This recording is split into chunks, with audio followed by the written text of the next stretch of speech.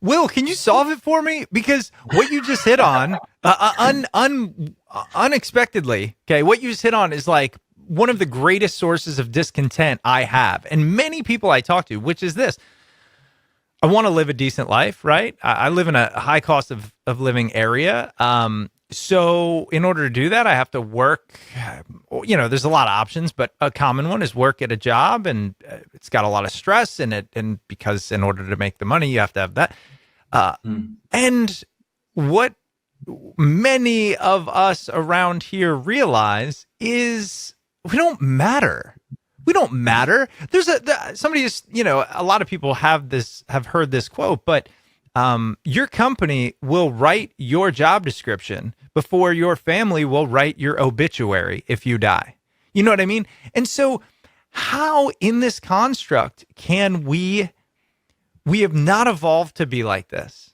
We can't be the one who made the COVID vaccine. We just can't. Listen, if you're listening, you won't do that, right?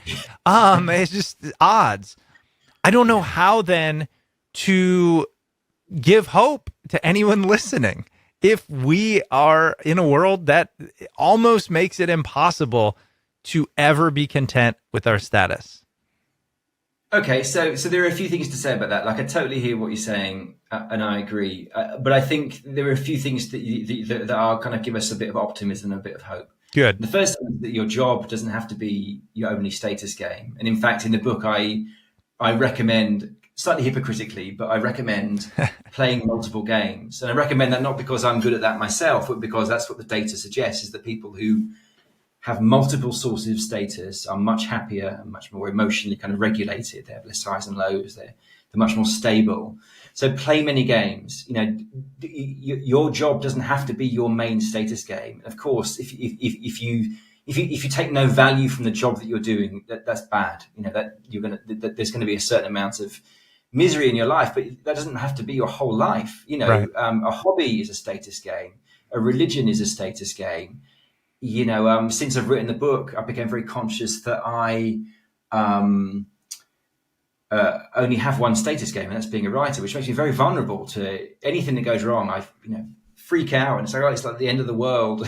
Right? Yeah. A bad review in the newspaper, even though no one's read it, no one cares. Right.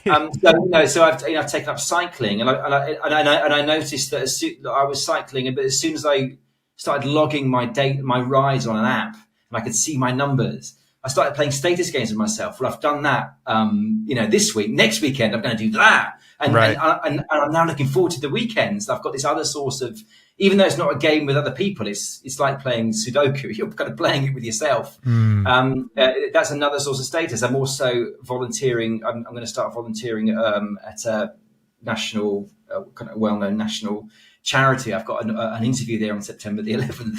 And that's directly as a result of doing the research in this book, because it's like, okay, so you're playing these success games with your writing. It's all about competence.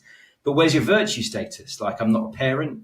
I had to ask myself, what do you do for anyone? And the answer was nothing. So I'm now going to start volunteering. And selfishly, the reason for that is because I need to kind of hedge. I want to diversify my sources of status. And of course, again, I'm really, passionately believe that we should stop seeing status as a negative thing, because it does drive, people want virtue status, and that's what drives the whole voluntary sector.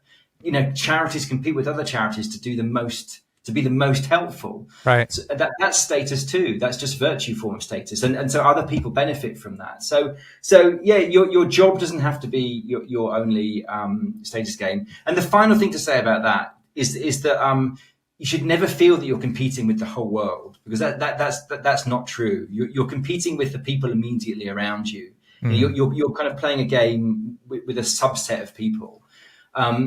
That's how we evolved. In the tribe, everybody wasn't competing with everybody. There was a gender breakdown. Men would compete with men, women would compete with women. Within that, there was age. A 14-year-old wasn't competing with a 32-year-old, and there's specialisms as well.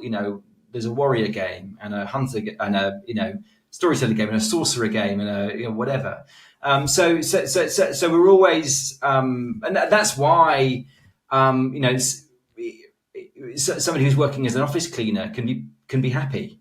if they feel that they're a really good office cleaner and they're proud of the work that they do, and they feel Right. that actually I'm a better office cleaner than that person and that person and that person. Right. If it was true that every office cleaner in the world felt that they were competing with Michelle Obama, they'd all just throw themselves out of the nearest window, because it's just hopeless. But Right. that's not how thankfully, that's not how the human brain is. We don't generally feel. I mean, super ambitious people do feel like they're competing with Elon Musk. And those people are either going to be really talented and really successful or really miserable. Yeah. But 99% of people don't feel like they're competing with Elon Musk. They've got people in their lives that they feel, I want to be at least as good as that person. I want to be better than that person. That makes sense.